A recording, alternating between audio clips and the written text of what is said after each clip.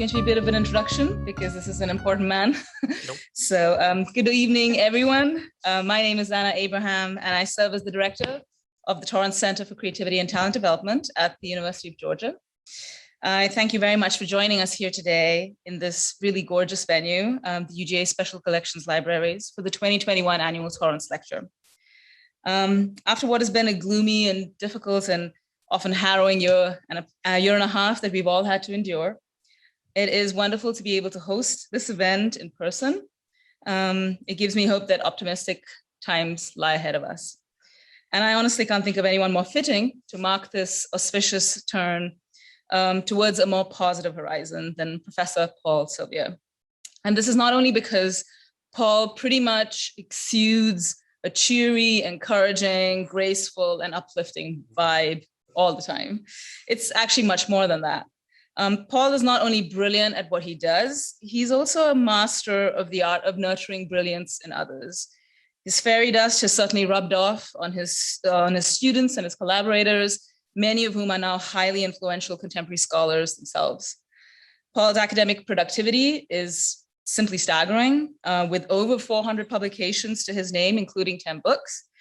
As far as I can tell, he began publishing in 1997. So all this writing happened over the span of less than 25 years, giving him an average of around 16 publications a year. This is like superhuman stuff. And amazingly, he looks fit as a fiddle and doesn't seem sleep deprived in the slightest. But what I think is in some ways even more remarkable is that he has shared the secrets of his trade with the world.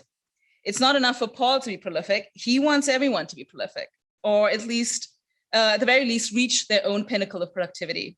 And he tells them how in great detail. There's the 2015 book, Write It Up, Practical Strategies for Writing and Publishing Journal Articles. There's the bestseller, How to Write a Lot, a practical guide to productive academic writing, which was originally published in 2007, and a second edition came out in 2019. I actually read this book earlier this year to help me overcome the problems I was having with writing, and it helped. I can't recommend it enough. Paul's academic work is also highly influential. So he not only writes a lot, his work is also read a lot and cited a lot. To be more specific, Paul's work has been cited over 28,000 times to date. And I looked at data from the past 5 years, and it looks like he gets 3,300 new citations of his work each year. So this actually makes him among the most influential creativity scholars of all time.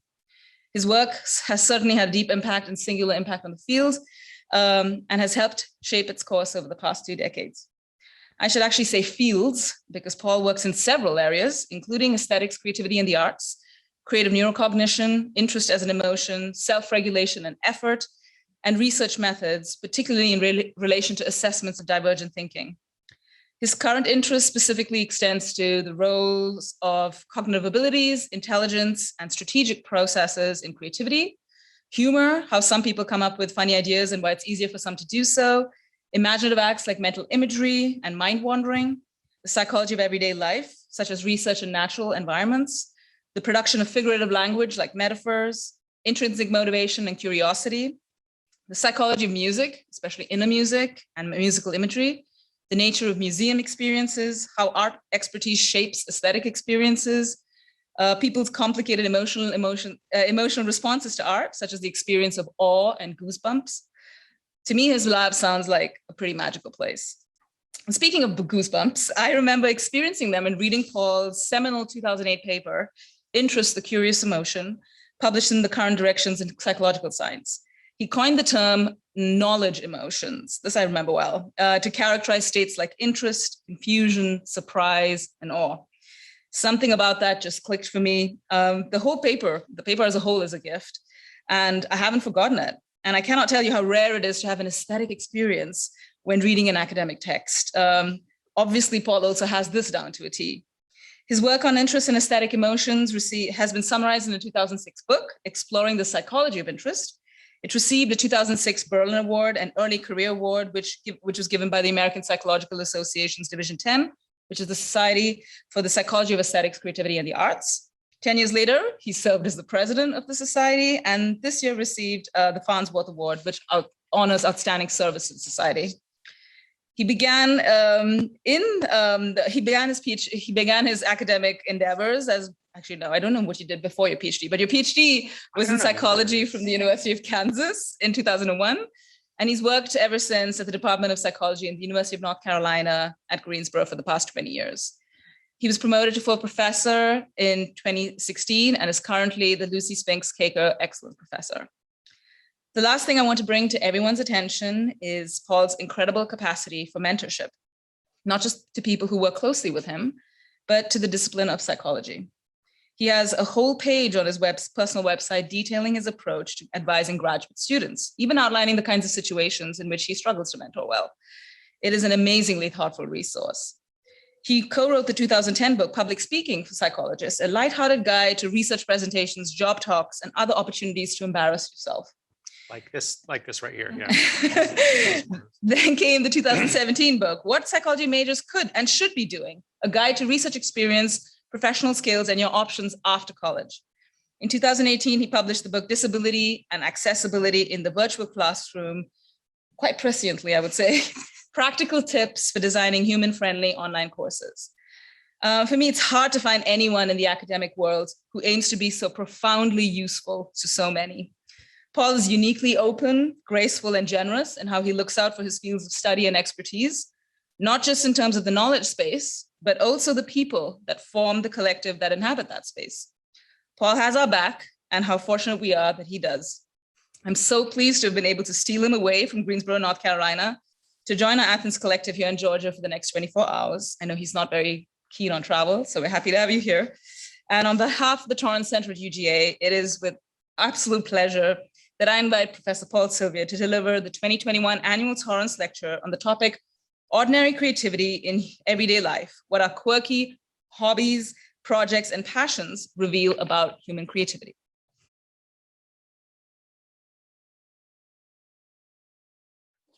I just can't go on after that introduction. I'm just so embarrassed. I need to continue to shrink and explore what's in that supply closet. See, I got kids, plural, and my daughter, she's 14 years old, and maybe this is an age of great mockery of one's parents, and they were like, "Oh, is this live stream? This recorded? We should watch it." I swear, if my daughter sees this, I'll never hear the end of it. It's already she's on this thing of "You're shrinking, you're shrinking." I'm like, "No, you're getting taller." It's like, "No, you're really shrinking. You are. I can tell. I'm growing taller, but you're shrinking." So I'll get away from that. First, just thanks to everyone. I mean, first of all, thanks Anna for inviting me. Greensboro is not very far away. You just take Interstate 85 until you reach Spartanburg. You stay stuck on 85 near Spartanburg for a couple hours. You look at the trucks. Oh, the BMW factory. Oh, no. And then they another couple hours to Greensboro. I've only ever been here a couple times, and it's a pleasure, especially the Torrance Center. Paul Torrance was just like a giant, a genuine giant in psychology. And I was of the generation where I never got to meet him, but he had a big influence on my work. And I sort of picked this topic a little bit because I think one of the things Torrance is known for is his passion for children's creativity and the belief that creativity really it really suffuses people. It's not like a special thing special people have, and I absolutely agree. And thank all of y'all for coming. There's a lot of things we could be doing. We're going to talk about hobbies, and the fact that people are coming, I really appreciate it. There's a lot we could do. We could just be prepping for the next Georgia Bulldogs game, undefeated. And I'll tell you, when you go to graduate school at the University of Kansas, you appreciate undefeated football because there's an other side of undefeated, right? And that's epic years-long winlessness. And that's so I appreciate that. But I also appreciate the graduate students I work with quite a bit. I've really been lucky, and I've been blessed, and undergraduates as well. But this kind of work we do is sort of painful. I'm lucky to work with the ones I'm working with now and have been working with, because it's the coolest and craziest part of the job, I would say. Also, there's an hour and a half booked, but if we have all learned anything in this world, we're not talking for an hour and a half. So plenty of time for questions at the end, but also in the middle. Don't hold back. We can raise hands or You know, you can like dramatically take off a glove finger by finger and throw it down, or, you know, get one of those hummus things and just start like throwing like pita chips my way. It's totally fine because you just never know what questions people have, and just you're not interrupting. Please, I really welcome it. So yeah, I was thinking, so creativity researchers, when they talk about creativity, it's like, oh, what is this creativity thing? This word, it means so many things. A lot of words mean a lot of things, but creativity, it's like it's kind of like gnarled and burly. And, you know, when you teach classes on creativity, people are always like, you know, Britney Spears, is Britney Spears creative? And you're like, this is such a charged question. I must evade. Professor Skills activate. But a helpful distinction is between, they talk about like the big C creativity with a big capital C, and then kind of like the little c creativity with like the lowercase c, the kind of the common kinds of creativity. And the big C creativity, this is like my guy Bill, right? So this is like the big C creativity is like whatever domain you're working in, you have just changed it. You have like transformed it. You left this huge stamp on it. And everyone who like follows in your path has to sort of deal with your shadow. I have a friend, he's a jazz musician, and he plays the jazz saxophone. And I'm like, God, you know, High Point, North Carolina next to us, this is where John Coltrane was born. It's like, does it have to be the saxophone? Can't it be like some obscure instrument you invented so you don't have to deal with everyone always comparing you to like John Coltrane? Like how about like the 8-string mandolin or the jazz ukulele? But so we have people like this in creative writing. There's only ever a few of them. Like in any domain, there's always like a few giants. So the big C for writing is someone like Shakespeare, and the little c is something like this. This was by my daughter when she was not a cryptic 14-year-old. She was very arty though. She wrote this book called Dinosaurs, and she signed her name in a very arty way, like Helena Zoe, and then she just did her like initials, you know. So Sylvia Winterstein, which now I think about it, she probably couldn't spell when she was 6, you know, you know.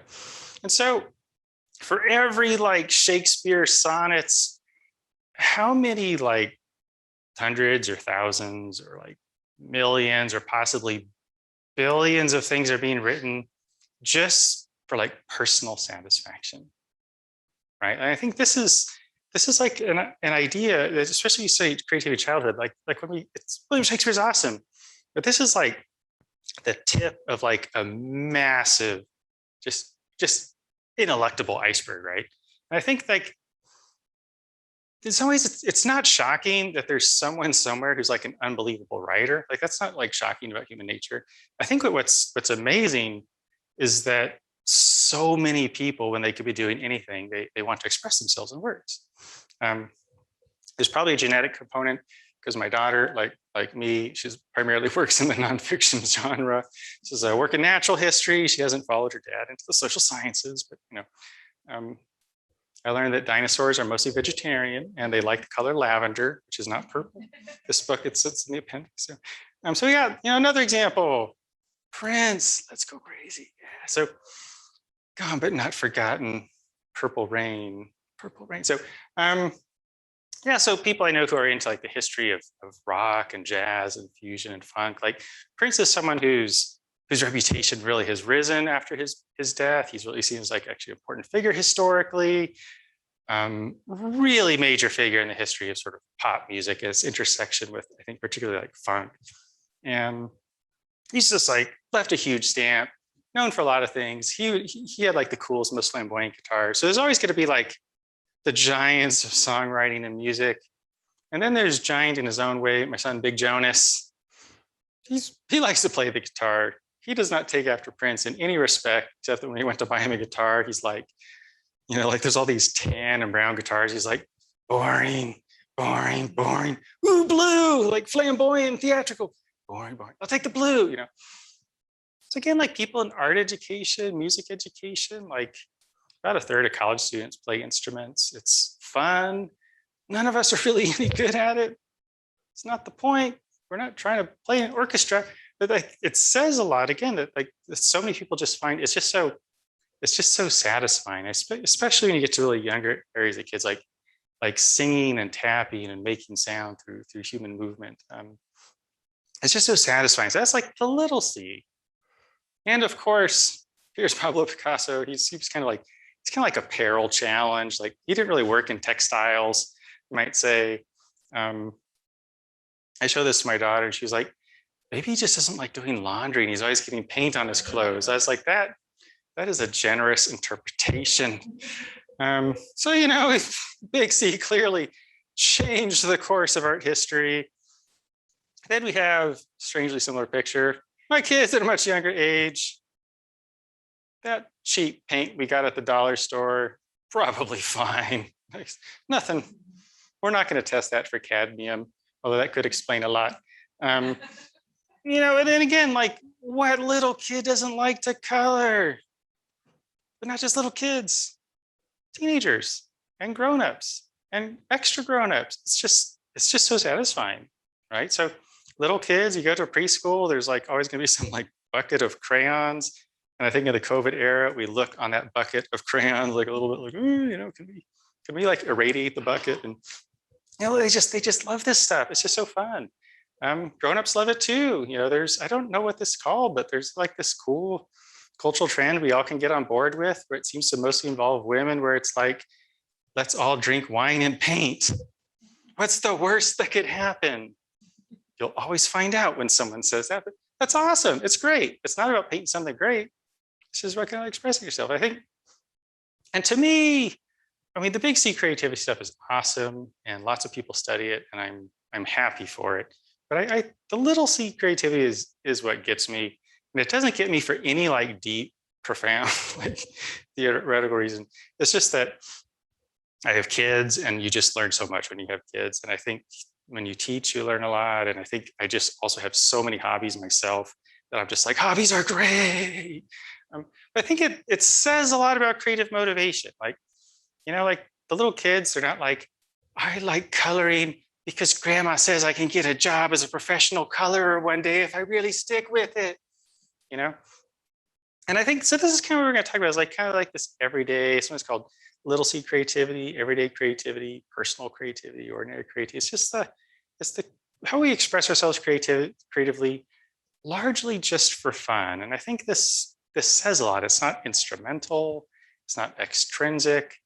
It's fun. So yeah, so this is something we're really into, is like studying people's hobbies in particular, because a lot of like everyday creativity, it really looks like hobbies people have, especially as people age. Like I have I always ask people about their hobbies. So I have a friend, she's a quilter. And I think when she says she's a quilter, she means it with like a capital Q, because quilters are like, they're kind of a club, but they're also kind of a cult. You know, they're just like really, quilting is deep. I should not, they're probably watching right now on the live stream. I wish I was saying no more.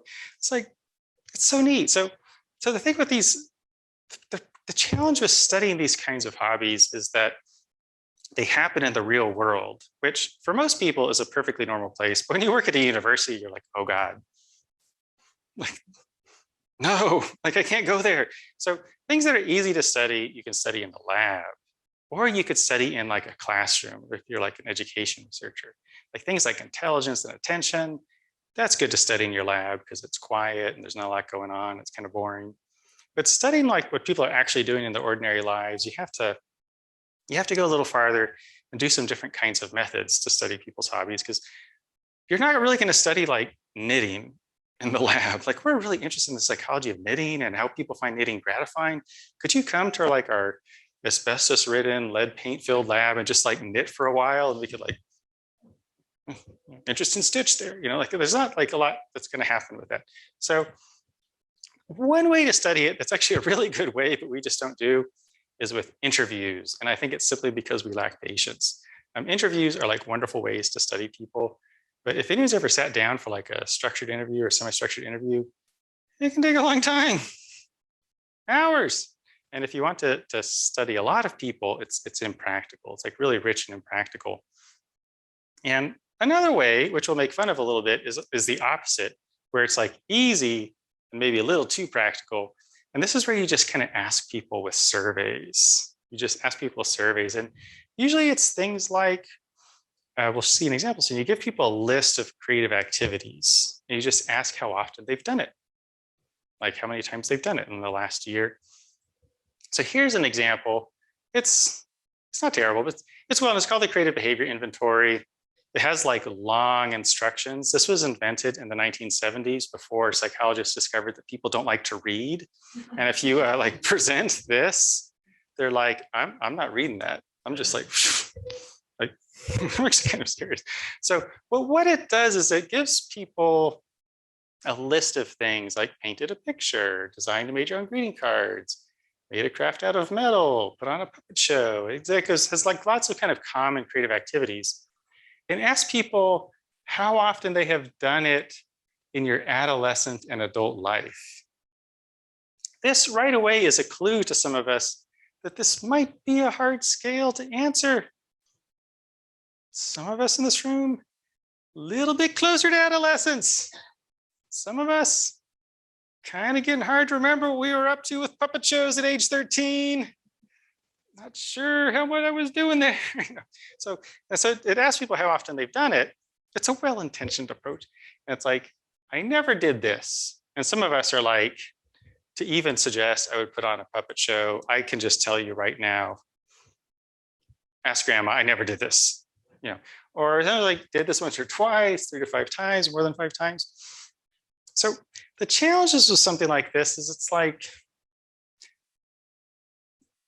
people are kind of just making up answers a little bit, like especially once you're getting far from adolescence. Because like, I mean, I know I must have made greeting cards at some time. Like, it just feels like something I would do. It seems kind of like upbeat.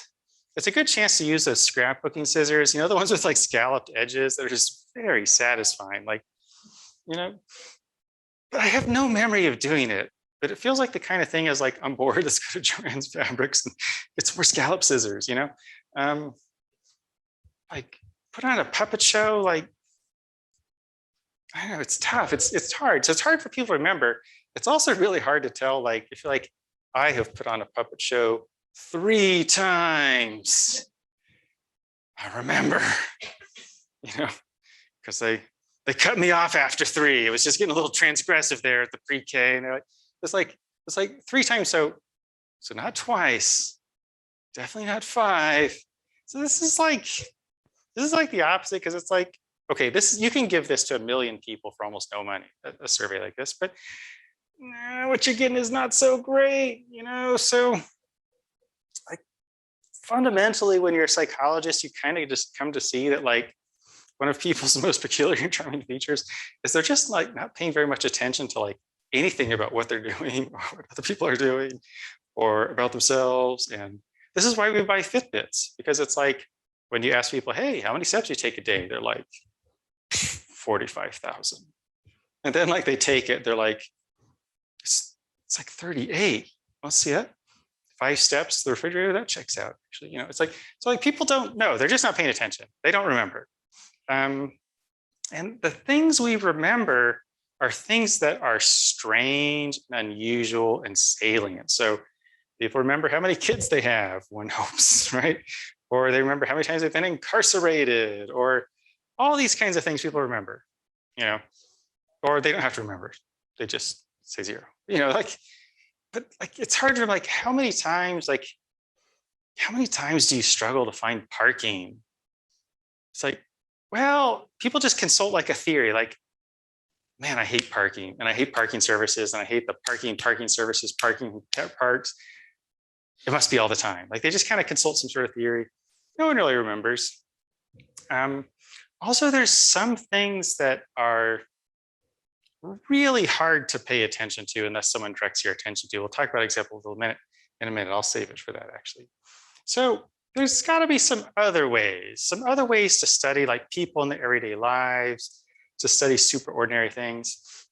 So we'll talk briefly about a way that we're kind of into that's like painful for researchers and participants alike. So that means it must be real science. Yeah, so basically these are something called daily life methods. Sometimes they're called daily diaries or experience sampling. And what you're trying to do is you're trying to really get like a rich sense of what someone's doing during the day. Like what's someone's day like? What's their week like? And the only way to know is to continually hound them saying, what are you doing right now? You just interrupt them constantly. So on the one end, like it's kind of like survey research where you give people a big survey once, but it's not once. It's like every 90 minutes or a whole day for like some 3 days. So and it's like, so instead of saying, hey, what creative activities have you done over the last year? It's like, what are you doing right now at this second? Are you working on something creative like right now at this second? It's kind of like longitudinal studies. These are studies that follow people for years. Torrance executes some of the most important longitudinal studies of creativity that have really been done. And there it might be like every year, once a year, every year for 10 years, we're going to give people a survey. So this kind of sits in the middle where it's like, you want to study someone's days or weeks in like really intense detail. And the way you do that is you interrupt them. So, and ask them to do surveys talking about like their momentary experience right now. Now, this is a little bit, this isn't like a psychology test, but some of us in this room, we see one of these and we know. Did anyone have a Palm Pilot? No, yeah, we've got, I feel like 50 in a box somewhere. They don't, yeah, I mean, what's not to want? I mean, so a Palm Pilot, it's basically, it's like a smartphone, but it can't connect to the internet. There's no Wi-Fi. It's black and white. It can neither send nor receive messages. It kind of has a touch screen, but it involves like this cringy stylus that you will lose. What does this do? But I swear to God, if it's like 1996 and you had one of these, you were the 1996 person who had the iPhone when it first came out. They were the coolest things. I don't think they did anything except have a calendar or make notes to yourself. Oh God, they're so, you can still buy them on eBay, including accessories. There's actually a bike handlebar mount for your Palm Pilot. So like, ooh, let me check my calendar while I'm saying, anyway, so we'll stop it with that. But these were like really big in research and people still use them because what they couldn't do anything fun, but they could run survey software. So this is one of the earliest ways people did this. You would give participants a Palm Pilot and say, take special care of this fancy alien technology we bequeath to you. And they would carry it around for a week and you could have it just randomly signal people. And when the Palm Pilot alarm goes off, you really think that someone just lost the nuclear codes. It's like really loud. It's like it's trying to keep like a ship from crashing against the coast. It has a shrill alarm, and you open it up and you take out your stylus and you fill out a survey about what you're doing right now. In modern times, you use people's smartphones, you use apps and things like that. But the idea is the same: as you interrupt them and you say, "What are you doing right now? What are you doing right now?" The daily diary version is a little less painful. So at the end of every day, just fill out a survey. How was your day? What did you do today? Tell us about your day. And so you ask it for once a day, but you might do this for a week, 2 weeks, months, many months, in some cases, years. And the virtues of this is you kind of just assume people are not paying a lot of attention, but you can interrupt them and ask. So you can reduce retrospective recall by just saying like, what are you doing right now? Like, how are you feeling right now? You feel hungry? Do you feel tired? Are you happy? It's particularly handy though for things people aren't paying attention to, because there's a lot of things that are very fleeting. There's a lot of things people experience, but they don't have a experience of experiencing it, and they've never thought about it. And if you ask them questions about it, it's just like, whew. And a good example, something we've done a lot of work on is on inner music. So virtually everyone hears music playing in their mind sometimes. It's not also in the environment. It's virtually everyone, but not everyone, but virtually everyone. And we're obviously talking about journeys don't stop believing. Yeah, that's what we're talking about. We're going there. It's getting real. It's chords, right? That was when keyboard players, everyone hears those chords. Keyboard players would like kick their leg to the side while playing the keyboard, right? Are we holding on to that feeling? We hear it, So almost everyone hears music in their minds. A lot of people hear it when they're sleeping, which is actually very interesting in its own right. So people hear music that's not playing, but maybe about a third of people has never occurred to them. And they're like, whoa, yeah, I hear music right all the time. It has never occurred to me this happens. So they had a conscious experience of it, but they weren't really called meta-conscious of it. And so if you ask people, how often do you hear music in your mind that's not playing the environment? People will be like, they'll give you an answer, but it'll be balderdash. They'll be like 20% of the time. Like it really means nothing. The only way to study things like this is you interrupt people. The cell phone alert goes off, the phone rings, like, my phone's ringing, is it my mom? Oh no, it's a psychology study. And you just like, at the time we called you, did you hear music in your mind? And then people can kind of catch it and access it. So and I think a lot of creative hobbies are like this. Like, people don't say, right now I'm knitting and I'm aware of the experience of knitting and I feel myself knitting. I recognize that this is a time in which I knit. They're just knitting, they're having fun. Like they got grandkids coming. They need those hats. They're not going to knit themselves for the grandkids. So it's good for stuff like that. And as we'll see, also it's good for understanding what's actually happening at the time. Because if you ask people questions like, when you hear music in your mind, is it more likely when you're alone or more likely with your other people? Or is this something that happens more likely when you're like really tired and fatigued or more when you're really energetic? Like, people will always give you an answer to every question you pose, but it's likely to be balderdash in these cases. Like, there's no way people get it. So here's kind of what we're going to get into. We're going to make the yummy science cookies.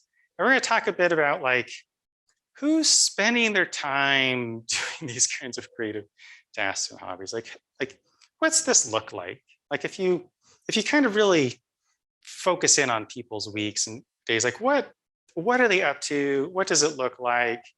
Who tends to do it? Right? Like, what's the social context? For example, there's kind of this cultural stereotype of like, creativity is like this inward thing. Like, when creative people are kind of introverted and inward. And I think especially art educators don't believe this, but there's kind of this sense of like, ooh, it's really great that our daughter is really into art, but we need to encourage some more social hobbies as well. And there's kind of this belief that like creativity can be well-rounded, because then you're just going to hide with your yarn and crochet like the wind. Like, is that actually true? It's not. But also, what's the emotional context? Like, there's this other cultural stereotype about, creativity and mental health, and like, creativity, we create to stave off the darkness, and it's like, not really true. I'm not going to speak for like William Shakespeare or Pablo Picasso, but I think we can be pretty clear when you got like a bunch of little kids and they're just joyously playing with their crayons. You're like, what are you doing? They're like, I'm trying to scribble away the darkness, the inner darkness. It seems like really unlikely, but I don't know. Like, what do people feel like when they're doing creative things? It's not darkness as a hit. So here's like an example of how you do this. I'll kind of walk through this one because it illuminates the pain and why I appreciate my graduate students so much, because this work is a little painful. This is the first study we did, and this is a study we did with university students at UNC Greensboro. And university students are handy to study when you work at a university because they are there. Also, my university has like a particular focus, disproportionate focus on sort of the fine and performing arts, and there's a lot of students who study it. And college students are good for studying everyday life because, first of all, if they're minors in high school, their days are very structured. You're in high school, like you're basically just on your phone the whole time, hoping the teacher doesn't notice, I guess is what that looks like now. And also, if you're like 9 to 5 white collar workers, you don't have a lot of control over your days and the days are all the same. So a lot of this kind of work happens with people who are retired and college students, where the days are they have much more control over their time.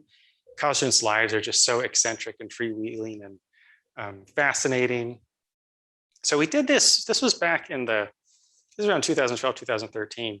And to signal people, we used cellular telephones, flip phones. Yes. So back then, just for our younger members, so phones meant, now it didn't mean a landline phone because we're not monsters, right?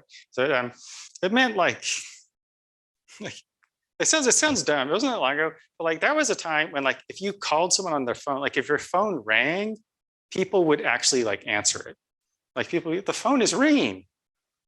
Someone wishes I will answer this and say hello. It sounds, boy, times really changed. But so we had basically like telemarketing software where we could call people at quasi-random times. We'd call them 8 times a day, roughly every 90 minutes. They could kind of say, here's the times that I'm awake, and we'll call them roughly every 90 minutes. They would get a call. And many of our participants really did say, the only people who call me are like my mom and this study. And they would see the phone, they're like, it's not my mom. I don't know if I'm more glad it's not my mom or it's the study, but so they'd answer it and they go, hello. And the survey, they hear the questions on the phone. And one of the first things we'd ask them was we'd say, are you doing something creative right now? And we would sort of explain roughly what we mean by this, but we also leave it very open because I think that it's easy to get too narrow and who decides what's creative. And I think there's a lot of things that people can do in everyday life. And we explained that we're not just talking about painting or something like that. And that when people are like exercising, we sort of would tend to boil down to like, if you feel like you're expressing your creativity or exercising your creativity. I mean, this was also in the golden era of cupcake decorating. I think a lot of them went there. And so we then asked them a lot of questions about what's happening. And so a lot of them had to do with solitude. Like, are you alone right now? Or are you with other people? And if you're with other people, are you interacting with them? Or are you just kind of present together? We would also ask some depressing follow-ups like, if you're alone, are you alone by choice? Or do you wish you were with other people? Like, are you alone because you think other people don't want to be around you? It was actually a question we asked. I'll get into that. But like, if you're with other people, like, would you rather be alone? So we learn a lot about their social contexts. And we asked a lot about their emotions. Like right now, at the time we interrupted you, did you feel happy? Like how happy did you feel? How active did you feel? How sad, discouraged, restless, anxious, angry, annoyed? So we just asked a lot of questions like how people feel at the moment. Being able to observe people's days like this really is kind of a gift because any given person's ordinary day is really fascinating if you look close enough at it. I think people's typical weeks, their ordinary weeks are genuinely amazing. And there's just so much variability within a day and between days that we tend not to notice ourselves because we're in the flow of it. So we'd ask all these kinds of questions. And one of the things we're really interested in is like who is really into these creative hobbies. And for this, we focused on, the great personality traits. My favorite personality trait, if you're that kind of person, have a favorite personality trait, it's called openness to experience. And I think this is familiar to all of us either because we have like read about it or heard about this personality trait called openness to experience, or this is just us as people because we are here like a talk on creativity. And this is just like something openness to experience, high openness to experience people are in for. It's one of like the really broad traits of personality. And you kind of recognize its features. It's really heterogeneous and complex in its own way. But it really boils down to some people are really imaginative versus down to earth and practical. So people high in openness to experience, they do actually daydream a lot. They actually have they're more like vivid dreams. They're also more likely to have hypnagogic and hypnopompic hallucinations. Those things people might experience as they fall in and out of sleep. They really have a much more vivid inner life. They do hear music in their minds quite a bit more often. They're very intellectual. So they're just like interested in like weird ideas. Like people, there's nothing wrong with being lower in openness to experience, but like if you say, man, I just heard about this really crazy idea. Some people will say, wow, that's like really interesting. And some people will say, that is just the most hopelessly impractical and dumb thing I've ever heard. Like, why are you going to bother with that? Like, this is not going to make you any money or get you a job, or this is like, has nothing to do with anything. So people high in openness experience they're like the ones who are like, man, I'm like gonna go to grad school in French literature because I am like in for that. Not practical, but awesome. They also, you might be curious to know, they have much larger vocabularies, like the working vocabulary of just the words they know. The words they use very large. They're very unconventional. And kind of what this often means is there's sort of like, if you introspect, you might recognize a certain like, sometimes called a need to be different or like a need for uniqueness. It's this kind of thing where like, if everyone likes something, does that make it like a little hard for you to like it sometimes? Like this show Squid Games. Haven't seen it. A certain high openness to experience person might say, well, first of all, it's foreign, it has subtitles. So right off the bat, that's appealing because that's kind of quirky and unconventional. But everyone likes it. I can't watch it because I might like it. And then I like what everyone likes. It's dumb, Yeah. So, there's that. There's like this really high curiosity, like this kind of study interest, curiosity. Like some people, it just doesn't take a lot to make them curious. They can find almost anything interesting if they look at it closely enough. Whereas other people are just more like comfortable in the knowledge they have. Or a way to think about it is some people, when things that are new and different, some people think, oh, that's interesting, and they kind of approach it to learn more about it. Others, the new and different things are just maybe a cause to be a little wary, or I'm just so sure. And the part that's kind of most relevant to creativity research is like the people high in openness to experience. These are the people who are like going to the museums, majoring in art, like wanting to learn instruments. They're very arty. They're really creative. They're funny. They have weird ideas.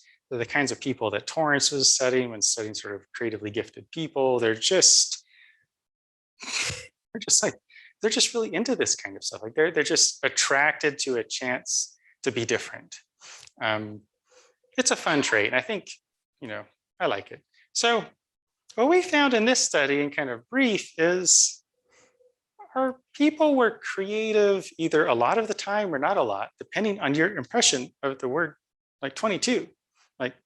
So the people, if we just asked if they're doing something creative, they were doing something creative 22% of the time.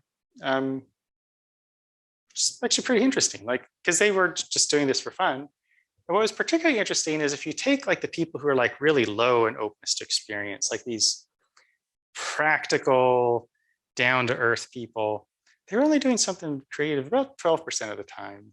Whereas the high openness people, it was closer to half, it was like 40% of the time. So they were really, when you just randomly ask people what they're doing, like the really high openness experience people really are doing this kind of stuff.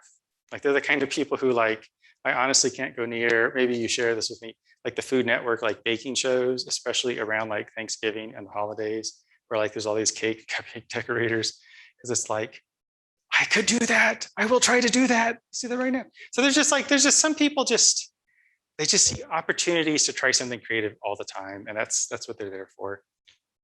I will say one thing we found here, and have always found, and won't say a whole lot about for the rest of the talk, is this whole like inward, introverted, creative solitude thing is kind of a myth, at least with the people we study and the kinds of things that we do. People are just as likely to be with big groups by themselves. It's just, we'll say a little bit more later, but when people are doing things that are creatively gratifying, it is often with their friends. I used to teach I still teach. The last time I taught this class, Psychology of Art and Creativity at UNCG, the first day of class, like one student would sit there knitting, and then other students noticed. So the next class, there were some more, and other students noticed. And after a while, there's like this row, there's like a bunch of people knitting. And like, it's actually, I thought it was like really cool, actually. And it was actually kind of loud though, because there's like a lot of clicking and clacking, but it's okay, because I'm not here to stop the magic.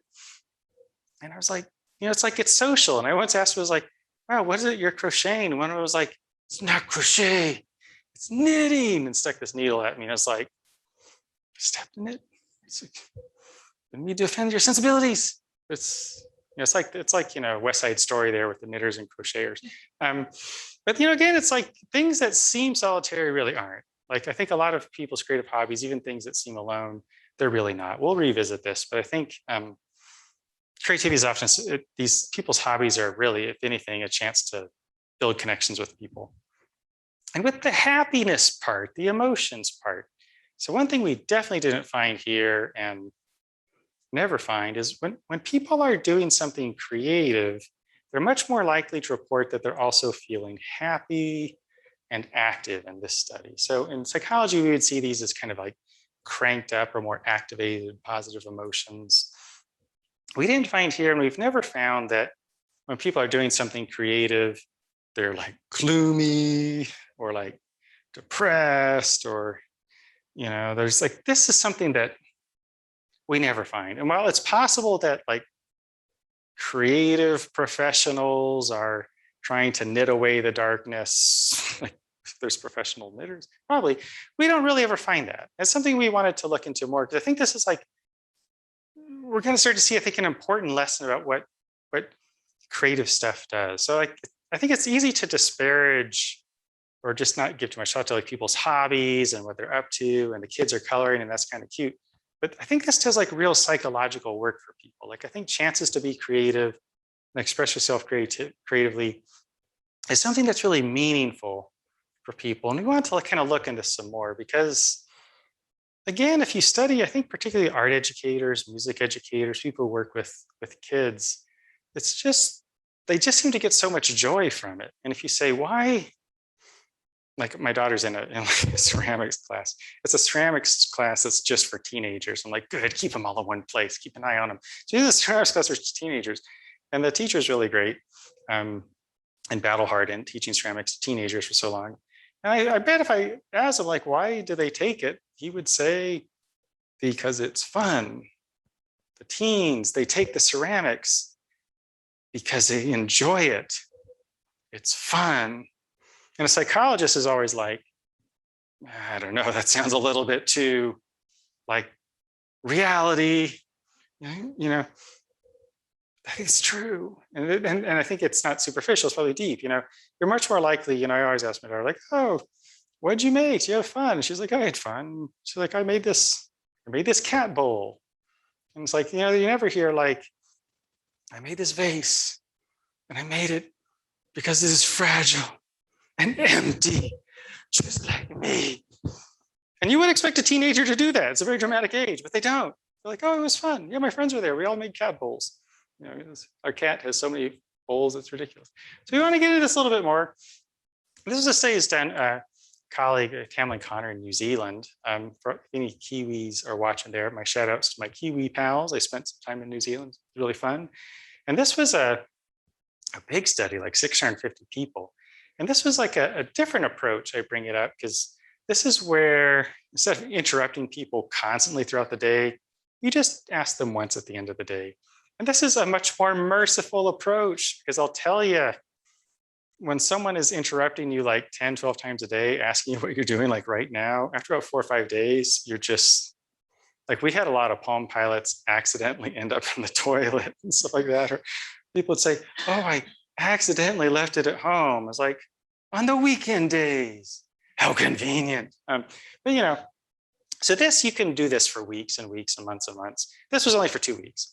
And we would ask people here, so just to reflect on your day. It's actually kind of interesting. It's kind of like a sort of journaling of kind of sort. And we would just ask people, so like, how creative were you today?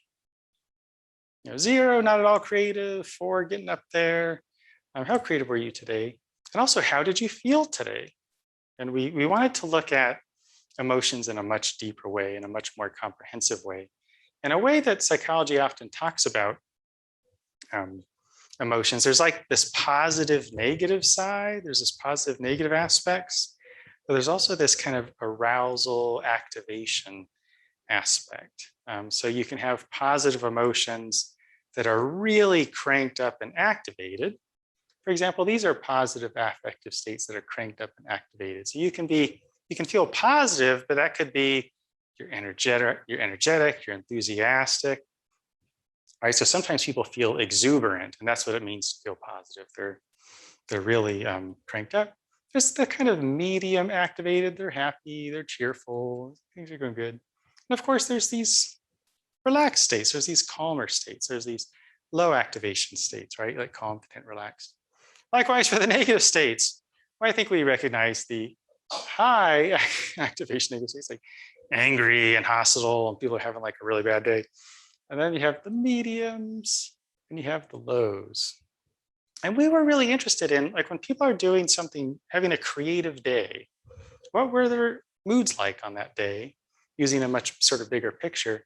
We were particularly interested in these kind of active, positive states, because a lot of research in positive psychology shows that these are usually markers that people are doing really well in their lives, and people have reasons for feeling excited and feeling exuberant, a kind of a positive passion. Like when people are really flourishing, these are the kinds of states that you often see in their lives, that they have this really meaningful goal that really excites them. So we wanted to look at that. And first of all, the New Zealanders were like, if you just ask them how creative were you today, they're sort of like, a little bit. It's possible we did this during rugby season inadvertently. And I think like the All Blacks rugby team, it's kind of like the Georgia Bulldogs to like New Zealanders. But there's a lot of variation. And this is whatever you always see, like for any particular person, even if they didn't have a lot of creative days, they would have a couple. Or even if they had mostly creative days, they always had a few that weren't. There's a lot of variability. And again, the people who had a lot of creative days were these high openness to experience people who just never miss a chance to go to Joann's Fabrics with a coupon for some yarn. I got those coupons, yeah. And for the emotions, the most important part for our point was that this is, we would call this statistically an effect size. The way that what we want to take away from this is like, what had the biggest relationship with having a creative day? Like if you had a really creative day, what emotions were like the most likely to be linked to that? And it was these really cranked up active states. So these really like exuberant states, like creative days were also going to be days where people felt exuberant and enlivened. The next biggest effect was for just ordinary like happiness and cheerfulness.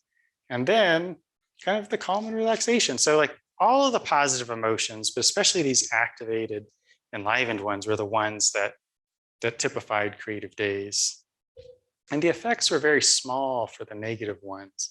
And at the end, it's all very small, but at the end, as people's days were more negative and gloomy, they were much less likely that they were doing anything creative on that day.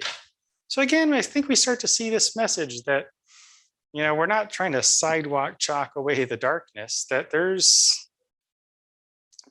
seems to be like a source of resilience, a source of flourishing. Like people are working on these, they're really getting something out of these hobbies, right? Like we can poke fun at Joann's Fabrics, like some of the aisles, if you go to Hobby Lobby, some of the aisles are a little like marginal, but there's something like meaningful that people are getting out of this, something meaningful. And the last thing I'll talk about tries to get into why. Like one of my favorite models of sort of motivation, it's sometimes something called self-determination theory, but it's really basically a very simple idea. And it's a humanistic approach to motivation, which I like. I think which fits Torrance's sensibility very well, which is that everyone is creative. It's a force for good. And what this theory says is that if you want to know when people are doing really well in their lives, people are doing really well in their lives when there's three they would call kind of core psychological needs are being met. This is an old point of view in psychology, but it's very popular. It's especially popular in sort of coaching, addictions and recovery work, and these kinds of sides of psychology, which are trying to help people sort of flourish and do better. It's like they say these are kind of like the three levers of like real happiness. Like people are really, life is good when these are being met. And maybe to take them out of order a little bit, the first one is relatedness or social connectedness. And I think everyone can relate to this, that like people are not just feeling good, but they're more genuinely happy when they feel connected to others that they care about. And a key idea here is that connectedness clearly can be face-to-face with the people you care about, but it also can be a little bit more psychological. Like just as we know, people can be really lonely despite being around people they know. People can feel really connected while not necessarily physically close to the people they know. So when people feel that they've had a day in which their bonds with people they care about were strengthened or maintained, that's going to be like a really good day for them. And this is, if there's anything true in psychology, it's got to be this.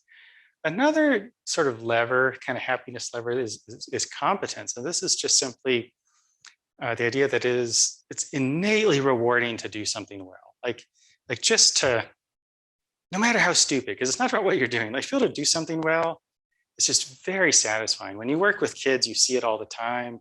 Like what my daughter was always like, they're like doing something as like a hovering helicopter parent, you're like, ooh, maybe I can help her with this because it'll be faster. Like, can I help you with that? It's like, no, do it self, do it self, do it self, you know?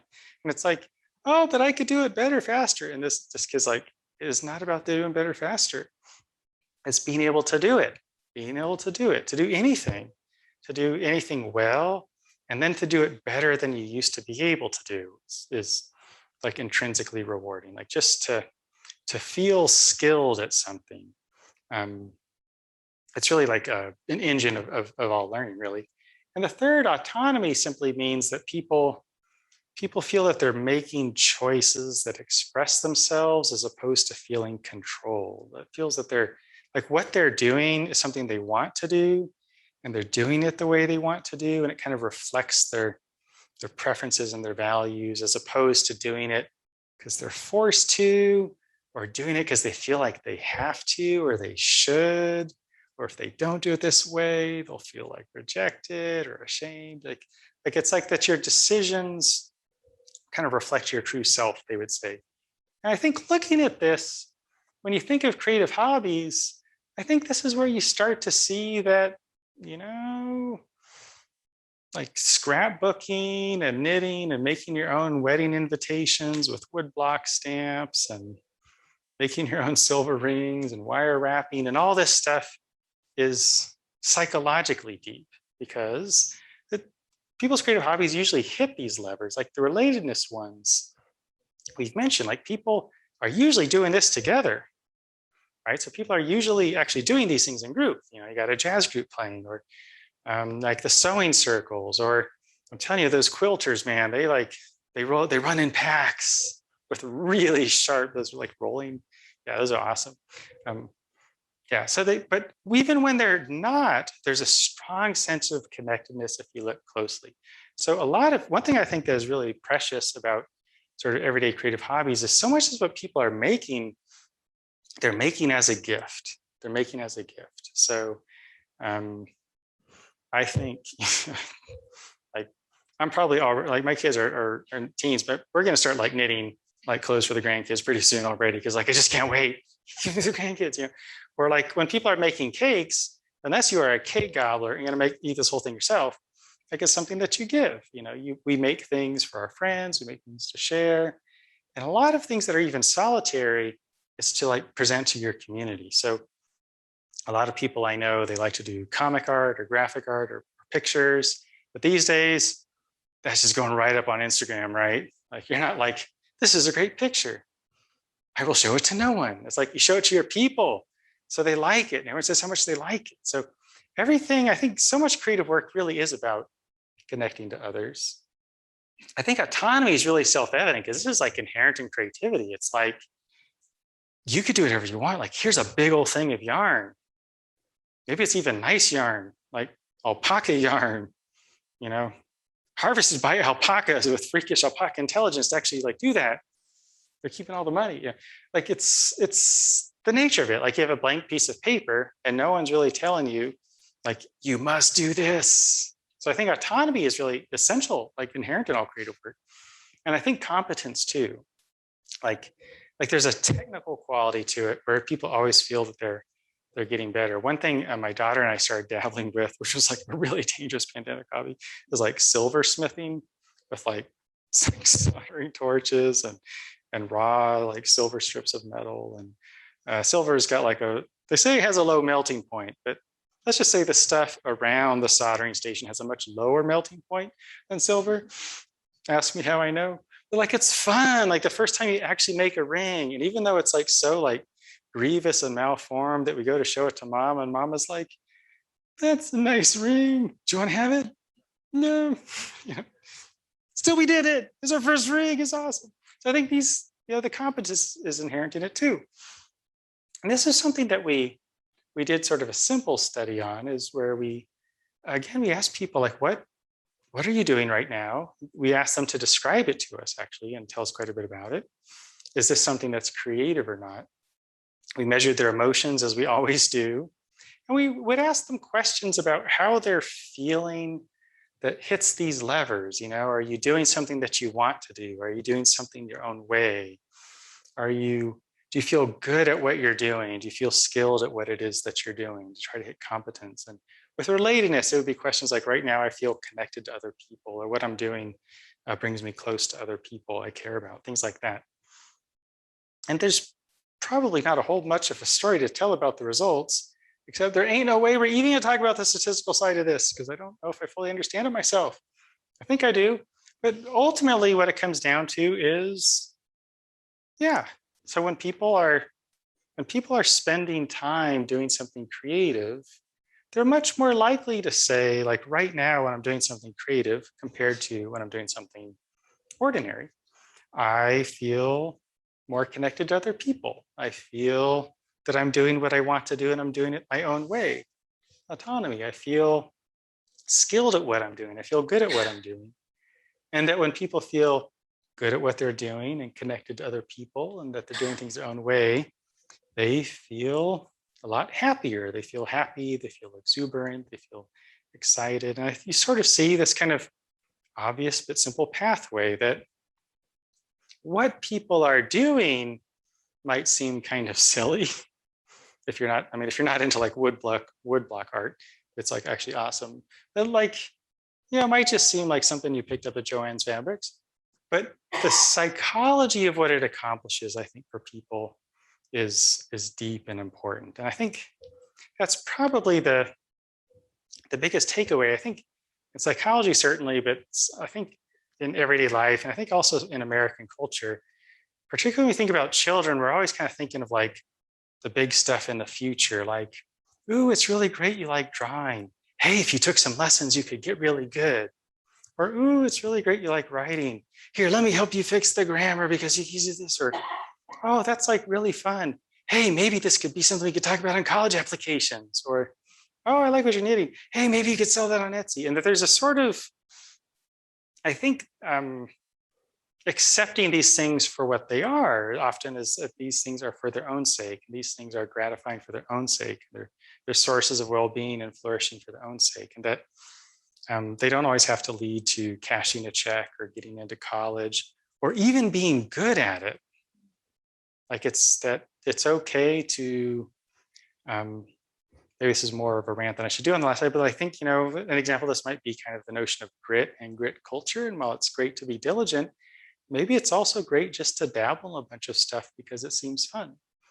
Maybe you can have a lot of irons, a lot of creative fires, and you can try something without committing to doing it forever. And I think that this is our culture of achievement kind of sometimes dismisses these kinds of things or views them as hobbies, and they are.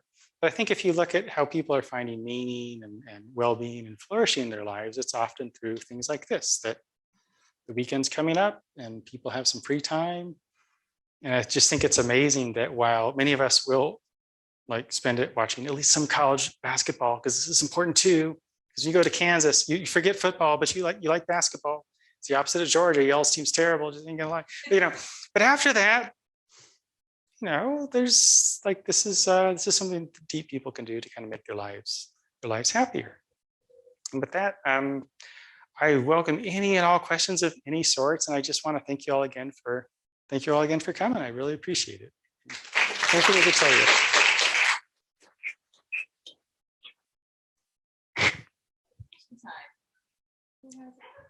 Yes, absolutely. Get a mic, or can you scream?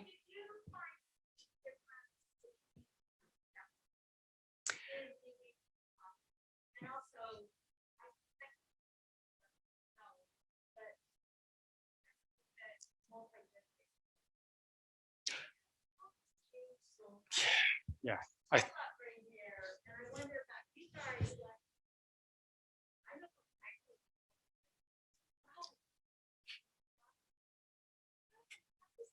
they do. They do. I will say so with with gender, like the kinds of things people do is really different. There's just no question.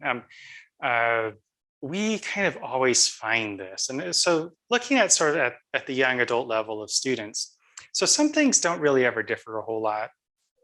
Like music performance, we have, you know, men and women are all kind of equally like music performance. I will say UNC Greensboro is the former women's college in the North Carolina system, and it's still about 70% female. So it's like always a little bit dicey to say gender differences there. But there are like there's like a really gendered nature to these sorts of things. Sometimes when I go into like Joann's Fabrics with my daughter, I'm like the only dude there, and I'm like this is a place for guys too. There's fabric, you know.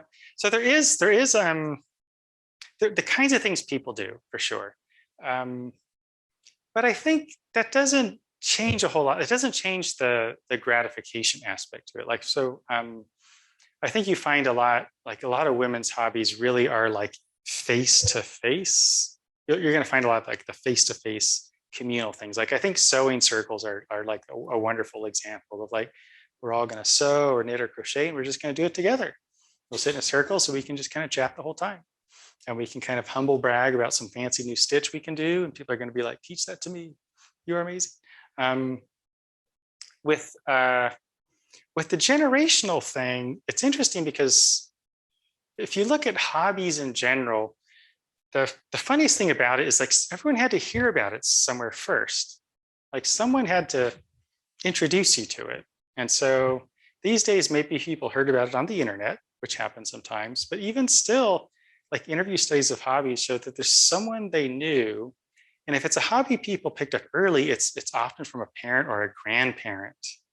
And this is how a lot of these hobbies sort of persist. And it's also an example of like when we talk about connectedness and when people are doing these hobbies and they feel a sense of connection, often it's to these generations who might have passed on, but they taught them about it. So one of my hobbies is pocket watches and pocket watch restoration. And if you got an American pocket watch from like 1870, 1930, I'm not going to like fix it for you like right now, but just bring it up. We'll talk about it.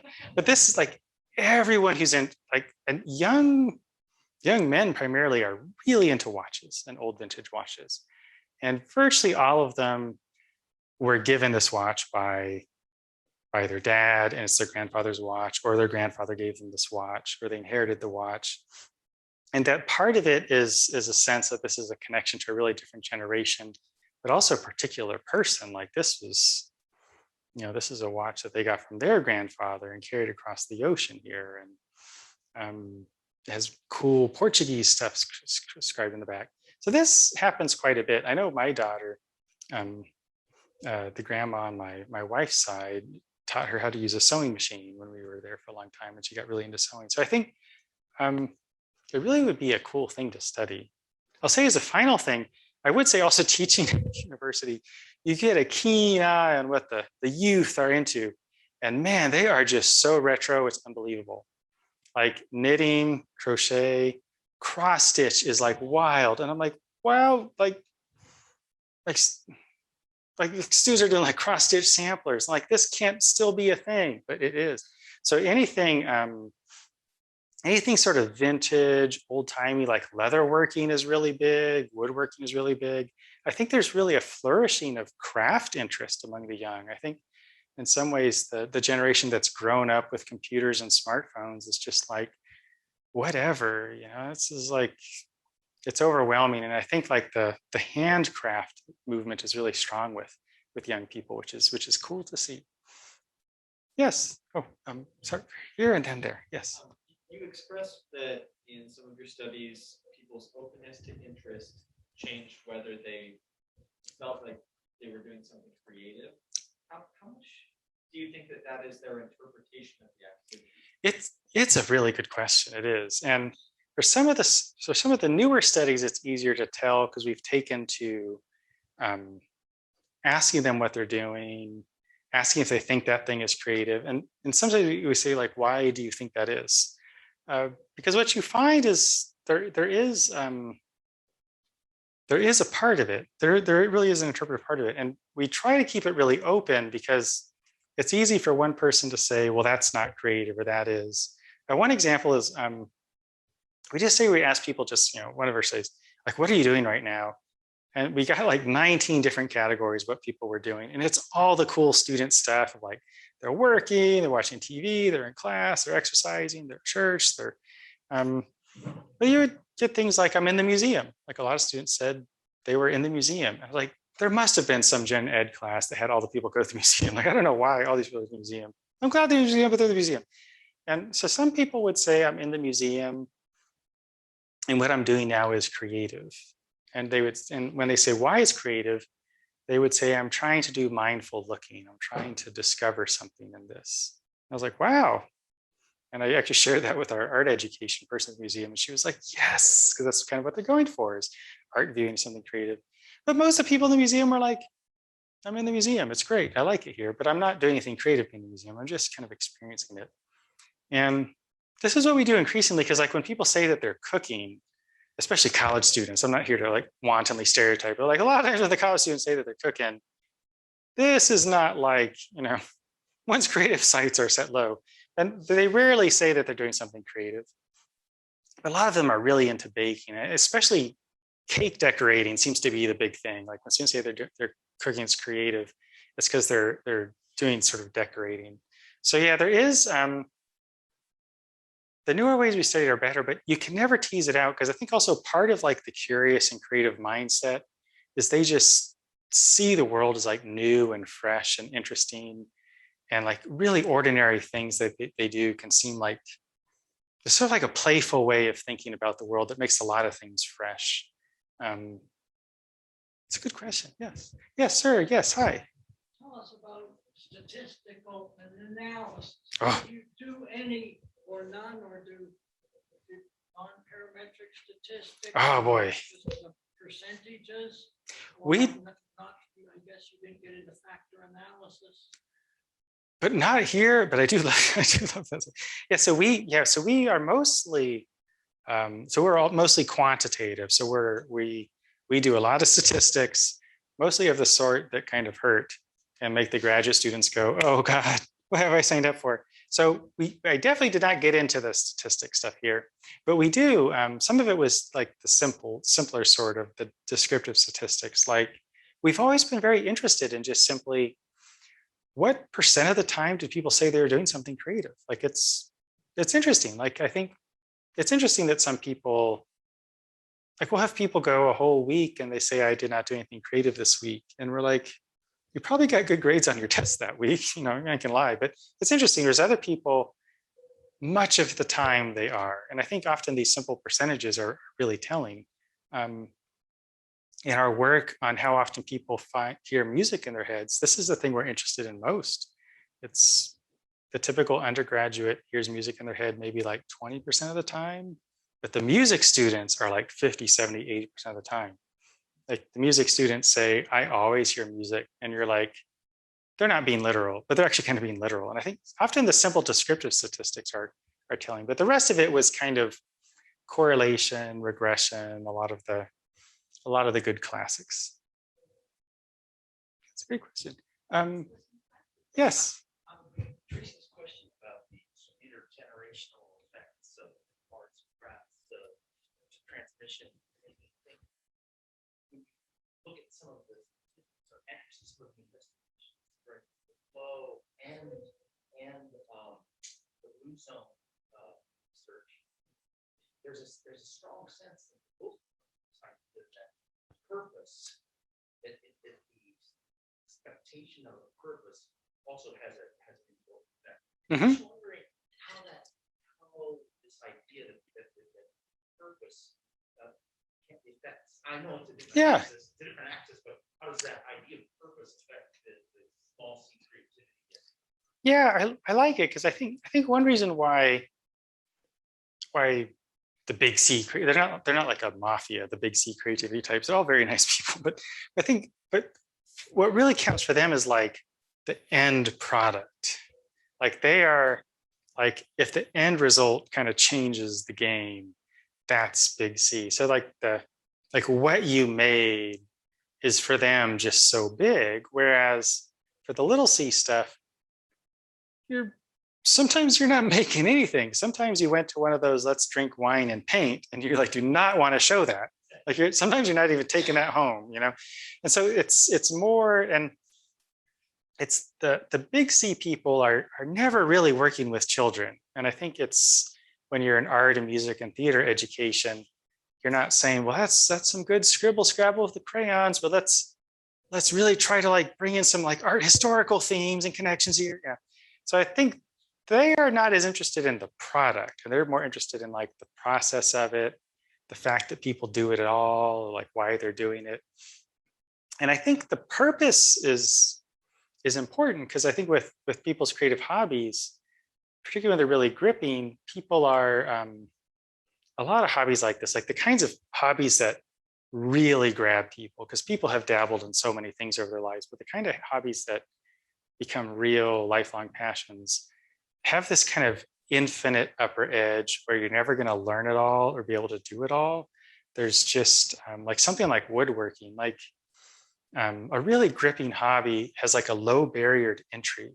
Like knitting is perfect. You get some yarn, get some needles, you got some internet videos, bam, you got a scarf. Like it's easy, cheap and easy to get started, and it's fun, and you can get a sense of competence, and there's something you want to make. So there's like, you're not just knitting, but you're knitting something, which gives you this purpose side.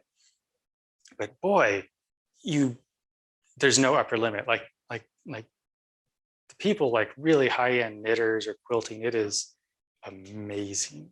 Or like woodworking, it's kind of easy to get started, but like, oh my goodness, like what the really elite of that craft looks like is amazing. And so people always feel like there's something that they're moving toward. Like, I can do this. I'm so proud I can do this. This is great.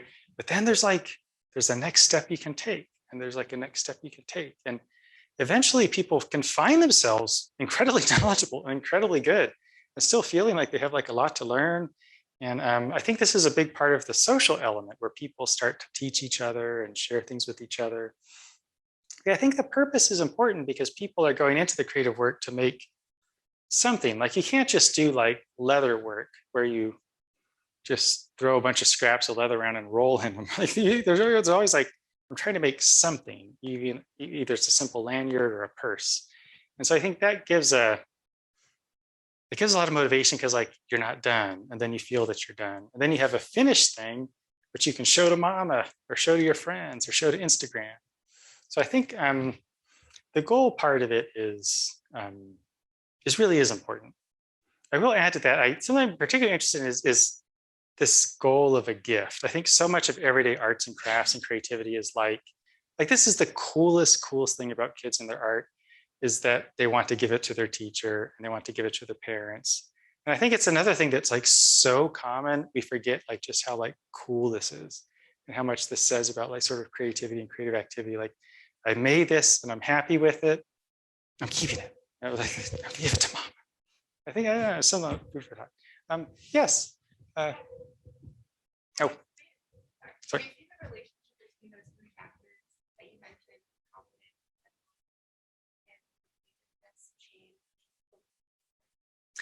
Oh boy, we haven't, but this is something this is like a big area of psychology. This is something that they study. The earliest ideas from this actually came out of people who studied infants and infant development, actually. It's neat. A really famous personality psychologist, his name is Robert W. White. He was the first person to really talk about, like, he had this weird thought experiment, which is actually kind of cool, especially if you have kids. And he said, because he's really interested in competence. And he said, like, the motivation for competence, it has to always be strong. It's strong in adults, it's strong at all ages. It has to always be strong. And he's interested in infants. And he said, you're a mama, and you have this little baby, this, and like, what do? You hold the baby, and so you're the baby here, and like, you're warm, you're cozy, you're being held up against the person you love most in the world, or at least tied for most, one hopes, we dad say, and she's carrying you everywhere. And he's like, why would you want to get to a point where you're like, put me down? I want to move myself. Like, and he said, he talked a lot about how throughout life, even early infancy, it's like just this need to, the basic gratification of being good at something is what drives a lot of learning and drives a lot of development. And he argued this doesn't change throughout the lifespan, because we also know in studies of gerontology that older adulthood and retirement is often just an incredibly creative and flourishing time when people have a chance to invest in things they've been meaning to get around to. Some people argue that some of these could be stronger in some people than others. Like some people definitely have a weaker, like more in the psychopathology and a weaker sense of social connectedness that's really like problematic when people just don't feel a need to connect to others. But their idea is that these are really like sort of baked into human nature, that all ages, this will help people flourish and feel good. Yes, hi. I wonder if you could talk a little bit about how it has participating in creative things leading to positive effects. Do you have any evidence of positive effects? It's funny you should mention this. So there's a really great model of everyday creativity. It comes from someone named Ruth Richards. She's at Saybrook out in California, and she's a humanistic psychologist. And she has this idea that doing creative things in everyday life, it is a cause of flourishing. Like, so you could, if someone's kind of languishing in their life, you could make them happier, more fulfilled by basically like, we're dragging you to Joann's Fabrics and we're going to march through the aisles to find something you want to try. It sounds like a fun punishment, actually. But by encouraging creativity, you can encourage flourishing. But she says it also goes the other way, that when you see people who have a lot of creative interests and hobbies, this is usually like a sign that they're doing very well in their lives, and that when people are flourishing, they are just kind of inclined or interested in things like this that help them express themselves and kind of be out in the world and making things and doing things. So she argues that it's all of a tangled piece, which is almost like the perfect psychology answer for everything. One thing we have looked at is like in the daily diary study, where we measured this every day. So this is a longitudinal study. It's just measuring every day. One thing that we find is, like, so say it's a Thursday, because it's a Thursday. So say it's a Thursday, and someone said, I had a much more creative day than average on this Thursday. We see, they're also pretty, happy that Thursday. So if you're creative on Thursday, you're happy on Thursday. You can look and see, well, if you had a really creative Thursday, how do you feel on Friday? Like, are you likely to be happier than average on Friday? Which actually is true, which kind of fits this idea that it's not like an experiment with cause and effect, but like when people have a particularly creative day, they're happier that day, but they're also happier than you would expect the next day, that there's some sort of carryover effect. This really did boost your sense of flourishing. In that study, it didn't work the other way around. So if someone was really happy on a Thursday, they're also likely to, doing something creative on Thursday. But being really happy on Thursday didn't make them much more likely to have a creative day on Friday. So it's not really an experiment, but it kind of, I think, fits the sense of what you're getting at. I would believe, though, that if you just made people happier, like Ruth suggests, people would just more naturally gravitate to this kind of stuff. It just seems more appealing and exerting age. When people are happy, they just feel more like exerting agency in the world and expressing themselves. I think it's kind of all of a piece. It's a good question. Can we take one last question at the back and then we can continue the conversation? Yes. Early on, you had mentioned humor, metaphor, and like connecting dots little kids scribbling away at the art. The two separate thoughts that are putting together. I'm not sure what the question. I admit, like a lot of I admit, yeah, I have a lot of wide interests. I think part of it, like a lot of psychology, I'm interested in this because I'm just sort of into stuff, and I think it's okay to be into stuff. And one thing we've done studies on, as an aside, is so some people we call creative koalas. So koalas, they're super cute, but this is not relevant. But so koalas, they only eat one thing, right? They eat eucalyptus leaves. So koalas, they flourish on a really narrow diet. And in the people who take part in our studies, so some people really look like creative koalas, where they're spending a lot of time doing something creative, but it's like one thing. And for the people we work with, I think the jazz students, so we have a nice jazz studies program, and the jazz students just have like this fiery, consuming passion for jazz, and they're just like playing, and they're just all jazz all the time. Whereas other people are more like kind of creative omnivores, where they're just like going up to the, going to Joann's Fabrics, it's like going to Golden Corral, and they're like, I'm going through every aisle, and they get the Cricut, they got the stamps. And so the students we study, I think, so a lot of art students, they do studio art, but it's very common that they also play an instrument. They often do creative writing, like poetry writing or essay writing. Likewise, a lot of creative writing students also play instruments, or they bake. And so there are some people who, it's like they're investing all their creativity in like one big thing that they're like really into. Whereas others, they might have that thing, but they're also kind of dabbling. Like they might have like a favorite food, but they're just kind of trying a lot of different stuff and into a lot of different stuff. And we find that they're both really gratified with what they're doing, but it just seems to be kind of a different style. Like some people are they're almost like the grit style people. They're just kind of all in on one narrow thing. And that's great because they're doing well, like they're flourishing on the narrow diet. Whereas other people just maybe have a higher need for variety, and like, I've never done wood blocks, but hey, can't burn down the house doing wood blocks, I hope. So let's just try it, see what happens. And boy, that was dumb and messy. Like, okay, I'm not gonna do that again, but glad we tried it. So I think some people are just more niche, and some are more expansive. And this is just kind of an interesting thing in its own right too. And I think it's another good example that they're both things to be celebrated. Like, I think in art education, like sometimes we see kids who like have a lot of hobbies. It's like, well, should we focus them into something so that they have something good to put on their college resume?